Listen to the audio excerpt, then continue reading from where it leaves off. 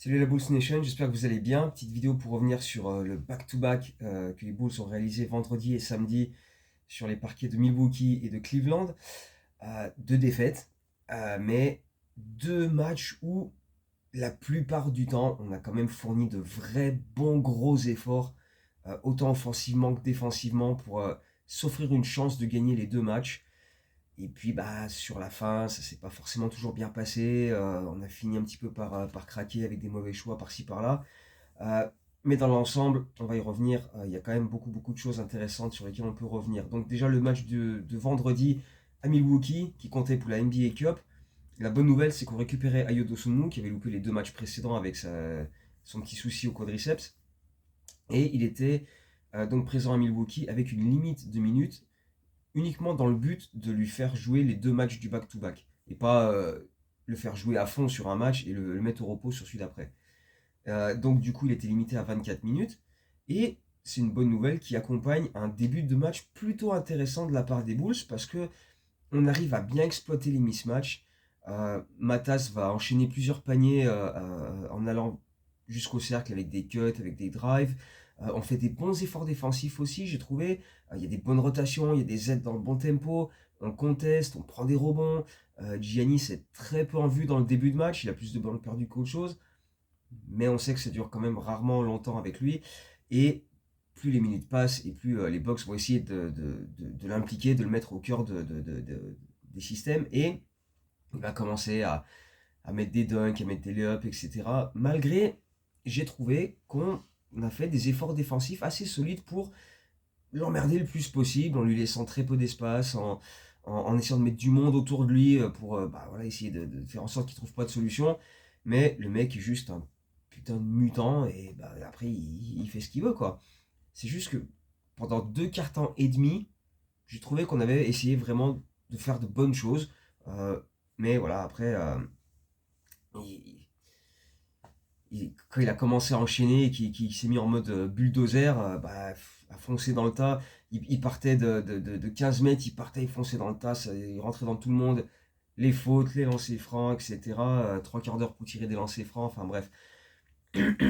C'était le festival quoi. Pendant un moment, on a réussi à le contenir un petit peu. Par contre, ouais, vers le milieu du troisième quart-temps, quand il a commencé à enchaîner les up and one dunks, les up and one dunks, bon là par contre, ça a été beaucoup plus compliqué. Et malgré quelques bons passages en attaque, on a eu du mal à tenir la distance, quoi. On a signé quelques runs.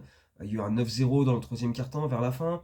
On met quelques paniers au début du quatrième quart-temps aussi, mais à chaque fois, la réponse directe, Giannis qui va claquer un dunk ou provoquer de lancer, etc. Donc, euh, ça- on a commencé un peu à lâcher prise petit à petit, alors qu'on était plutôt bien dans ce match-là. On avait plutôt bien tenu jusqu'ici.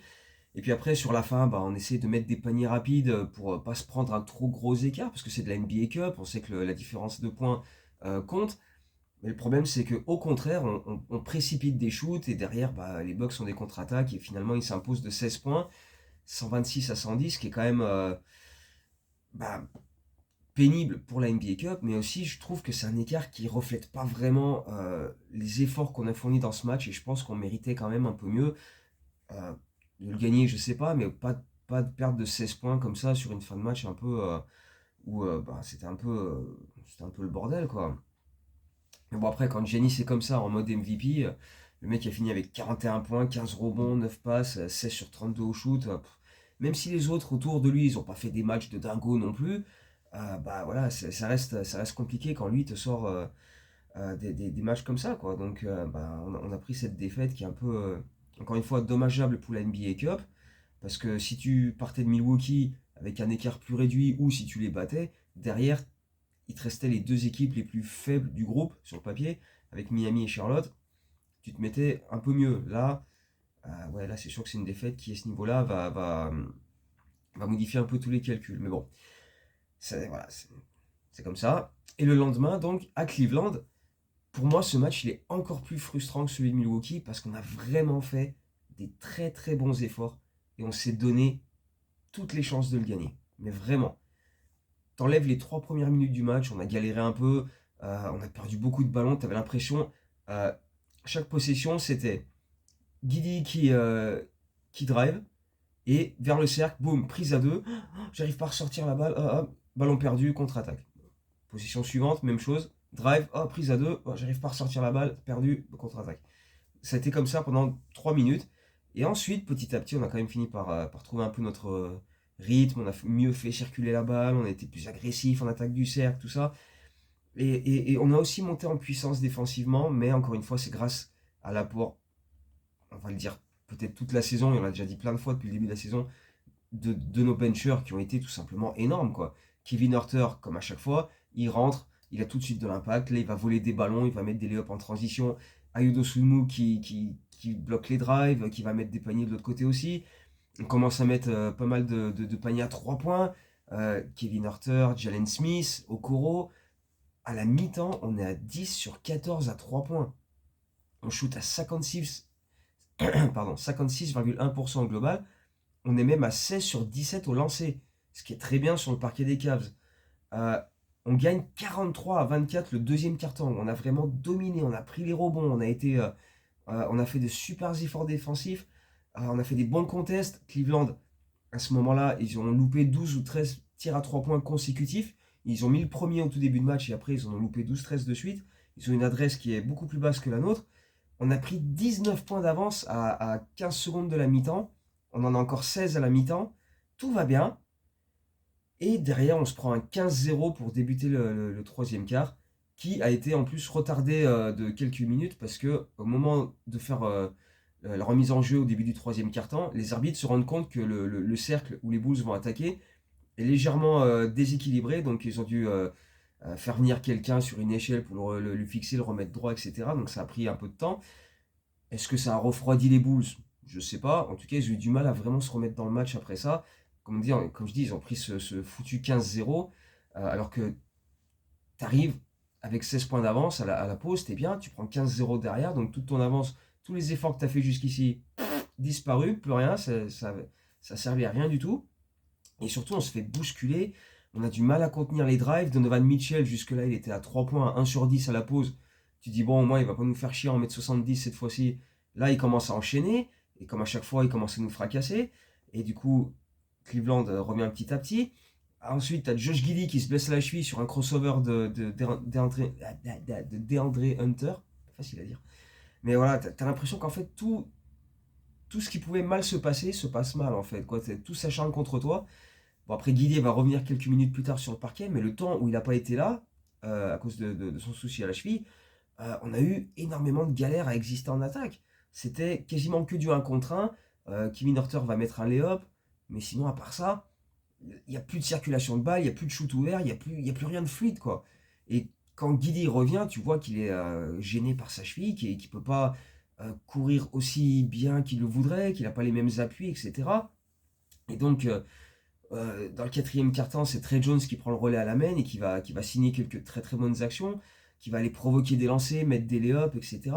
Sachant qu'on est rapidement dans le bonus dans le quatrième quart-temps, donc on va enchaîner les passages de lancer franc. Et c'est encore Trey Jones qui met Chicago à plus 6 à 1 minute 40 de la fin.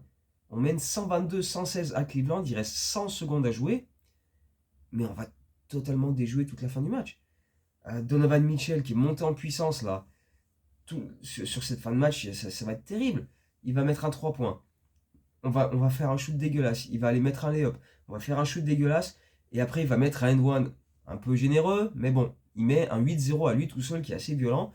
Et pendant ce temps-là, nous, on fait des shows offensifs dégueulasses de l'autre côté où on ne trouve pas les bonnes passes. On force des trucs un peu bizarrement. Comme du coup, on se retrouve mené, on se précipite un petit peu. On a peut-être manqué un peu de lucidité, de discernement sur certaines possessions, sur certaines passes. Euh, voilà, c'était un peu mal exécuté et au final, on le perd 128-122 en prenant un 12-0 dans la minute 40 de la fin du match, quoi. Et c'est hyper rageant, surtout quand tu as fait d'aussi bons efforts. Encore une fois, tout n'était pas parfait, loin de là. On a eu des passages très très difficiles. On a galéré en attaque. Sur ce match à Cleveland, on a perdu 19 points d'avance. On a perdu 6 points d'avance à 100 secondes de la fin. Mais dans le match, on a fait tellement d'efforts pour se mettre dans cette situation-là où tu pouvais aller le gagner.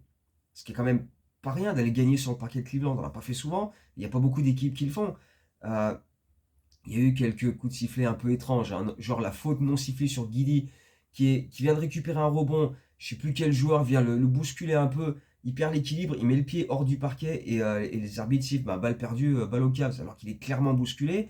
Alors que l'arbitre il est devant, il est à 30 centimètres du truc. Mais bon, voilà, ce genre de call qui était un peu étrange. Après, chaque drive, ça donnait un peu des lancers aussi. C'est pas la première fois à Cleveland hein, qu'on ressort de la salle en se disant il y a eu des coups de sifflet, c'était quand même un peu étrange. Mais bon, euh, on le perd pas sur ça non plus. Hein, mais c'est sûr qu'il y a eu quand même quelques coups de sifflet où tu pouvais quand même te poser des questions. Mais bon, c'est comme ça. Euh, on disait dans la dernière vidéo que c'était notre premier back-to-back de la saison, qu'on en a que 13 cette saison, et tant mieux parce que avec notre jeu où on veut aller vite, où on veut jouer physique, etc., bah, ça demande énormément d'énergie. Et peut-être que là, bah, sur ce deuxième match de back-to-back, on a un peu manqué de lucidité sur la fin. Il y a peut-être un petit peu de fatigue, etc. Je sais pas. Je sais pas à quel point ça a joué sur les dernières possessions, les choix. Est-ce que c'était pas les bons gars qui étaient sur le parquet? Est-ce que Jalen Smith aurait pu jouer un peu plus? Je sais pas. En tout cas, voilà, on n'a pas très très bien géré cette fin de match. Il y a d'autres fins de match qu'on a très bien géré depuis le début de saison, mais celle-ci c'était un peu plus compliqué. Et puis voilà, on a aussi dit dans la dernière vidéo que c'était deux matchs, ce back-to-back Bucks Cavs, où on allait être défié physiquement. Et il fallait montrer qu'on pouvait répondre. Quoi. On a été mis au défi, clairement.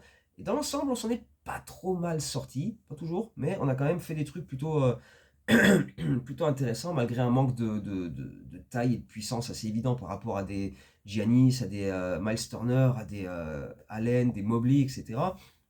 Donc au final, il y a quand même pas mal de positifs à retenir. Ce sont deux équipes qui sont, quoi qu'on en dise, plus fortes que nous, malgré notre bon début de saison. Bah, à un moment, on va retomber dans le rang. Et là, on s'est déplacé sur deux parquets où c'est pas évident de gagner. Et on n'est pas passé loin. On n'a pas été ridicule, loin de là. Euh, Ces deux défaites relativement courtes ou qui se sont jouées sur pas grand chose. Et voilà, on n'a pas pris des blowouts, on s'est pas fait pulvériser. Euh, on a fait des matchs dans l'ensemble très corrects et on s'est donné une chance à chaque fois, encore une fois, de- d'aller chercher ce match, quoi, d'aller chercher une victoire.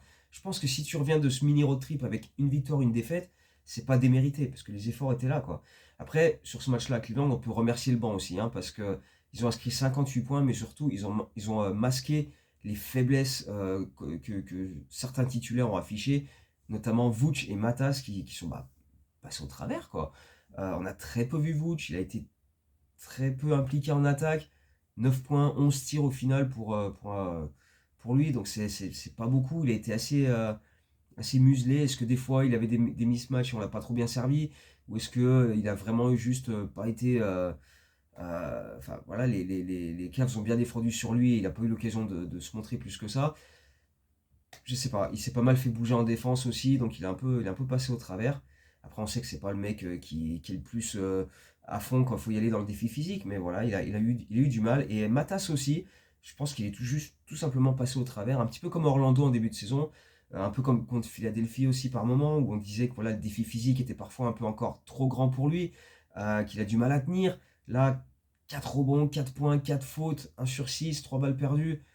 Il n'a pas existé. Il n'a pas existé dans ce match-là, Cleveland. Alors qu'il avait été très bon la veille contre Milwaukee, justement, qui est aussi une équipe très physique. Il a mis 20 points, il a pris 8 rebonds de mémoire, il a fait des trucs très bien la veille. Et là, sur ce match-là, voilà, euh, c'était beaucoup plus laborieux. Et déjà l'an dernier, on voyait ce genre de truc-là où il faisait un très très bon match. Et le match d'après, c'était un peu plus compliqué. On se rappelle, je crois que c'était contre Miami, où il fait un match où il fait 10 sur 10 au shoot. Et le match d'après, il fait genre 2 sur 15, un truc bien dégueulasse, quoi.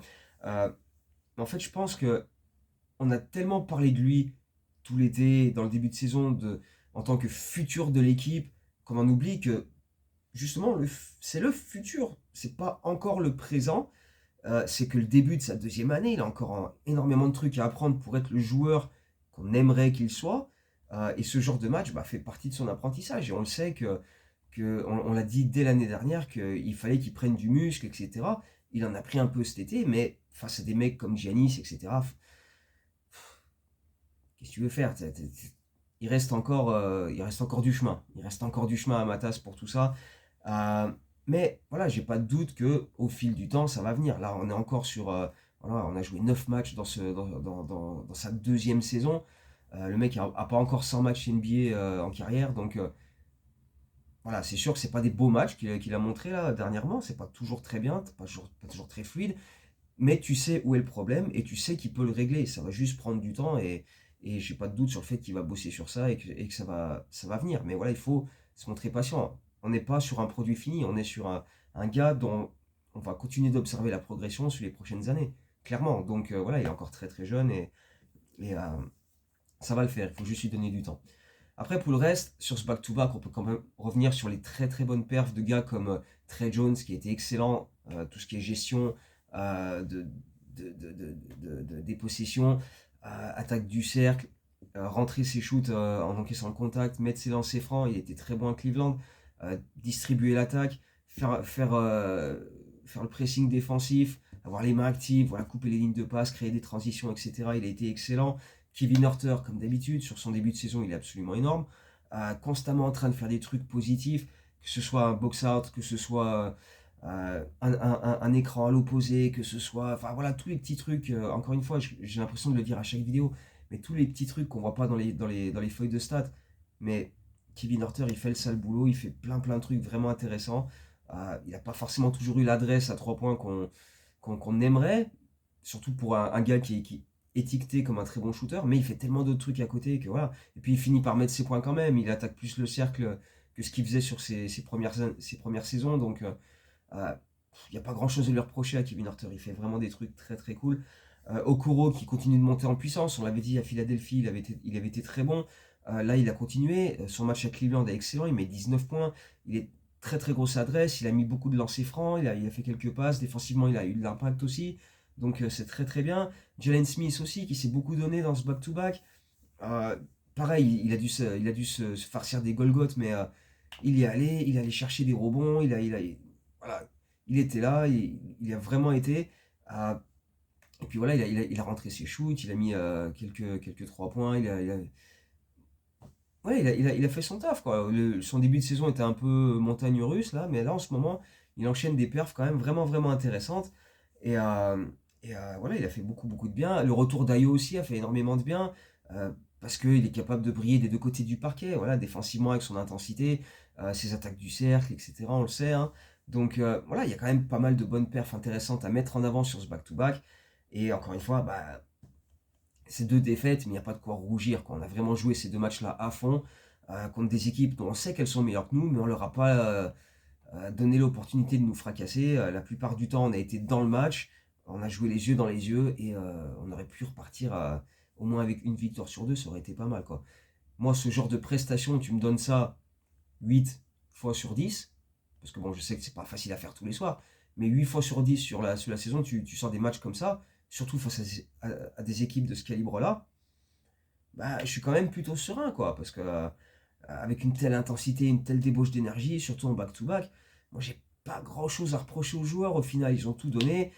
On a manqué de lucidité par moment sur les fins de match, etc. C'était pas parfait, mais ça reste deux prestations qui sont, j'aime pas dire défaites encourageantes, mais qui font penser que voilà, des prestations qui te disent que on va rebondir prochainement, qu'on va redémarrer une série de victoires, qu'on va être capable d'enchaîner un petit peu. C'est pas, on a démarré 5-0, depuis on est en 1-3, mais voilà, on va pas non plus rechuter, tu vois, on va quand même se maintenir à un certain niveau, une certaine hauteur au classement, on va pas non plus complètement chuter maintenant. On n'était pas la meilleure équipe de la ligue à 5-0, et on n'est pas la pire équipe maintenant, c'est juste que bah, on affronte des équipes plus fortes en ce moment, notre calendrier il est comme ça, et puis quand on va affronter les Charlotte, les Washington, les Utah Jazz, ça arrive bientôt, bah, faudra faire le taf sur ces matchs-là aussi, quoi. D'ailleurs, voilà, justement, lundi, retour United Center, donc ce soir, les Spurs. Donc voilà, tu viens de te farcir 2 fois New York, les Sixers, les Bucks, les Cavs, et là tu reviens au United Center et tu te bouffes les Spurs qui sont en grande forme. Victor Wembanyama, bon, bah, on a tous vu son début de saison de grand malade, donc bah, voilà, on sait ce qui nous attend ce soir, hein. Donc on est invaincu au United Center, essayons de le rester le plus longtemps possible, ce serait une bonne chose. Et après ce match-là, on a 4 matchs de suite à l'extérieur. Le mercredi, on sera à Détroit. Ensuite, on a mercredi, jeudi, vendredi où on n'a pas de match. Donc ça va laisser un peu de repos. Et peut-être que d'ici là, on pourra récupérer Kobe White, on sait jamais. Ce serait une bonne idée. Et après, tu pars en road trip à l'ouest où tu as Utah dimanche. Et ensuite, tu as Denver et Portland. Donc ça s'annonce quand même costaud. Ce serait bien de récupérer Kobe, voir un peu les nouvelles pour Collins. Et puis en espérant aussi que la cheville de Guidi, ça va aller, parce qu'il a rejoué. Mais bon, tu voyais qu'il était gêné. Il a dit après le match que ça allait. Donc bon, on va espérer que c'est juste voilà, une petite alerte et rien de plus, qu'on va pas encore devoir faire sans lui pendant longtemps, parce que même s'il n'a pas été le plus brillant sur ce back-to-back, avec des choix parfois un peu étranges, bah, c'est quand même un des joueurs majeurs de cette équipe, et s'il s'avère qu'il est blessé pendant un moment, oui, forcément, ça va rendre les choses beaucoup, beaucoup plus compliquées pour nous sur les prochains matchs. Donc, on va croiser les doigts en espérant qu'il soit au niveau qu'il montre depuis le début. Et puis, bah voilà, hein, ce soir, les Spurs, encore un gros, gros défi physique qui nous attend. Détroit, mercredi, ça va être pareil, parce que là, ils sont en tête de la conférence S maintenant. Donc, ils sont sur une grosse, grosse série. Donc, pareil, ça va pas être simple. Et puis après, bah, on verra, on va se reposer avant de partir à l'ouest et